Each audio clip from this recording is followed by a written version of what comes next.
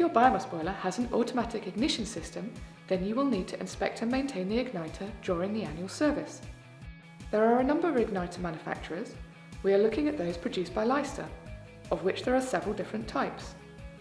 The green ones are an older style, the black ones are a newer style. The location of the igniter in the boiler will vary dependent on the manufacturer model. The igniter works like a supercharged hairdryer. It passes air over a hot element. The heat element cartridge is effectively a tightly coiled wire with a resistance to give heat, which will glow when powered. There are carbon brushes in the motor of the igniter that create the electrical circuit. The brushes are in contact whilst the igniter motor is spinning, and this contact causes them to wear. When servicing a biomass boiler, you will need to check the amount of carbon left in the pair of brushes in the igniter motor, as these will wear down over time, just like the lead in a pencil will wear down as you write. Here you can see that the brushes have worn down.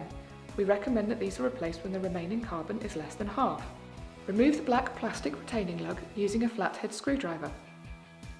Then, unscrew and remove the locating screws in order to open up the igniter unit.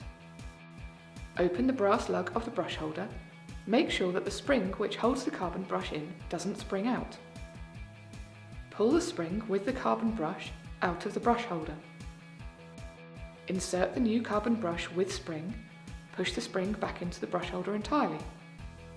Then reassemble in reverse order. Unlike the brushes which wear down, the heat element cartridge should only need replacing when it fails. It is a replaceable item rather than a serviceable item. The cartridges come in a range of power outputs, so you need to make sure that you have the correct power for your boiler. Also, the socket ends are different, dependent on if the igniter is an old or new style. The older style have fatter pins and a square-ended socket. The newer style have thinner pins and a circular-ended socket. To replace the heat element cartridge, unscrew and remove the 4 screws holding the metal tube section onto the igniter unit. Remove the gasket as well as the insulation tube. Separate the heat element cartridge from the plug contact by firmly pulling it out whilst holding it at the base of the cartridge.